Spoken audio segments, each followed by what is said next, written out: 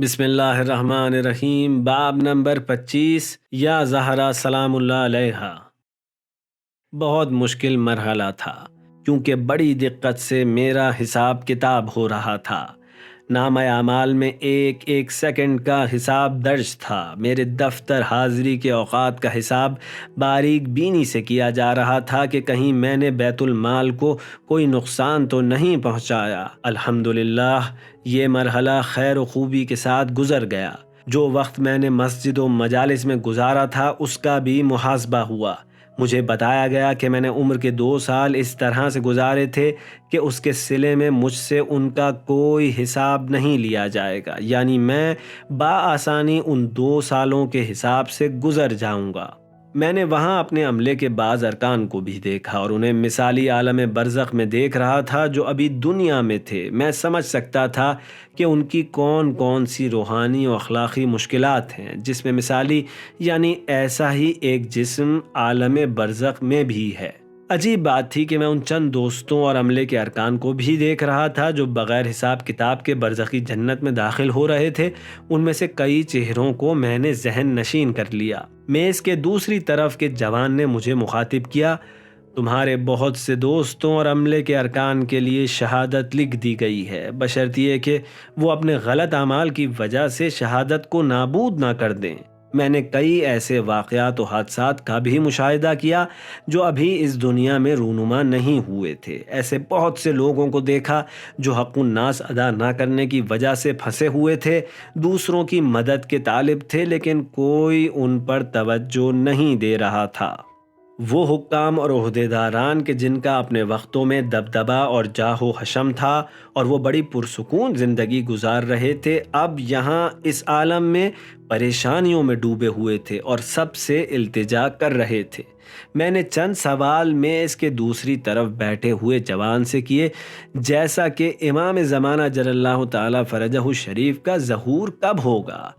جوان نے جواباً کہا، لوگوں کو چاہیے کہ وہ پروردگار سے چاہیں کہ امام کا ظہور قریب ہو اور ان کی دنیا و آخرت کی پریشانیاں دور ہو جائیں، لیکن اکثر لوگ امام کو نہیں چاہتے اور نہ اپنی دنیاوی مشکلات کے حل کے لیے ان سے رجوع کرتے ہیں۔ مثلاً کچھ عرصے قبل ایک بین الاقوامی فٹ بال میچ ہو رہا تھا اور کئی لوگ مقامات مقدسہ پر جا کر امام کو یہ میچ جیتنے کے لیے قسمیں دے رہے تھے۔ پھر میں نے ظہور کی نشانیوں کے بارے میں پوچھا، جیسے امریکی و اسرائیلی پروپیگنڈے اور ان کی اسلامی ممالک کے خلاف منصوبہ بندی وغیرہ، جبکہ ظاہراً چند اسلامی ممالک بھی ان سے ہم آہنگی رکھتے ہیں۔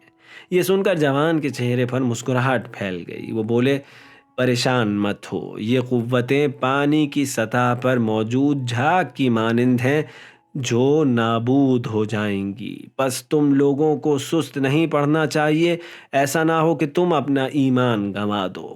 کیا تم نے سورہ آل عمران کی آیت نمبر 139 پر غور نہیں کیا جس میں اللہ نے فرمایا ہے، اے مسلمانوں کمزوری نہ دکھاؤ اور غمگین نہ ہو، اگر تم مومن ہو تو تم ہی غالب و برتر رہو گے۔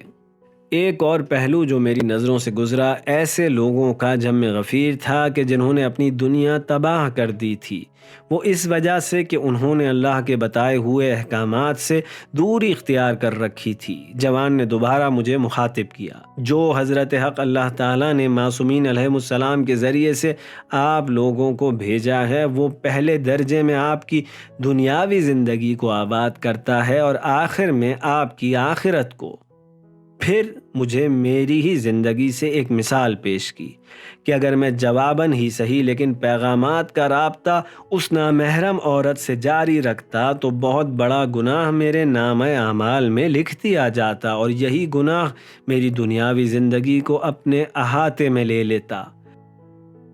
اسی لمحے میں متوجہ ہوا کہ تھوڑے سے فاصلے پر ایک باعظمت اور نورانی خاتون میرے پیچھے کھڑی ہیں۔ جس انداز سے سب ان کا احترام کر رہے تھے تو میں اور زیادہ ان کی طرف متوجہ ہوا۔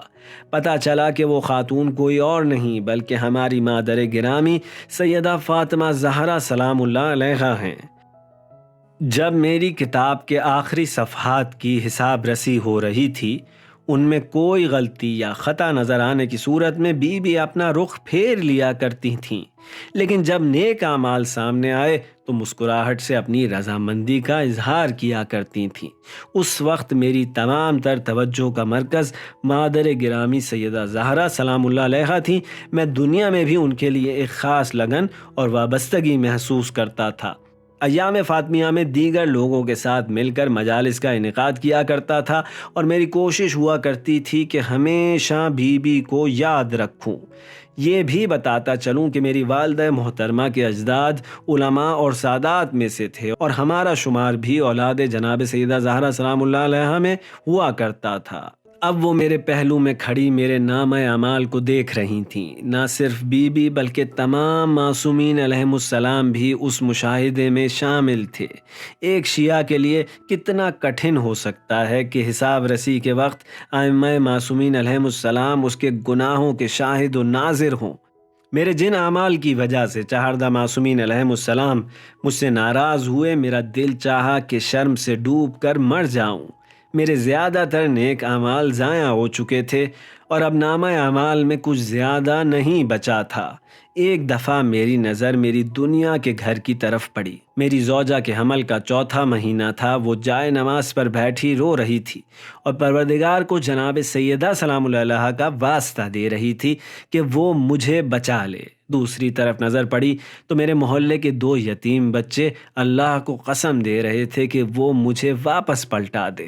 کہنے لگے کہ ہم نہیں چاہتے کہ دوبارہ یتیم ہو جائیں۔ میں اللہ کی توفیق سے ان 2 بچوں کے اخراجات ادا کیا کرتا تھا۔ میری کوشش تھی کہ ان سے ایک باپ کی طرح پیش آؤں اور انہیں میرے آپریشن کی خبر تھی، اسی لیے اللہ سے میری زندگی کے لیے دعا مانگ رہے تھے۔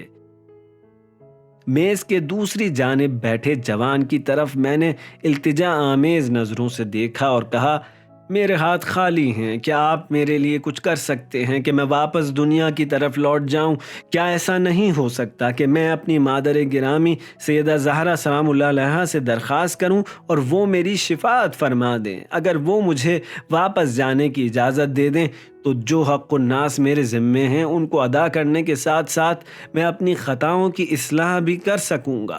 لیکن جوان کا جواب نفی میں تھا۔ میں پھر بھی اصرار کرتا رہا کہ کسی طرح مجھے بی زہرا سلام اللہ علیہا کی شفاعت نصیب ہو جائے۔ چند لمحوں بعد جوان نے مجھے دیکھا اور کہا، ان 2 یتیم بچوں کے آنسوؤں، تمہاری زوجہ اور والدین کی دعاؤں اور وہ بچی جو ابھی اس دنیا میں آنے والی ہے، ان کی وجہ سے سیدہ زہرا سلام اللہ علیہا نے تمہاری شفاعت کر دی ہے تاکہ تم اپنی دنیا کی طرف پلٹ جاؤ۔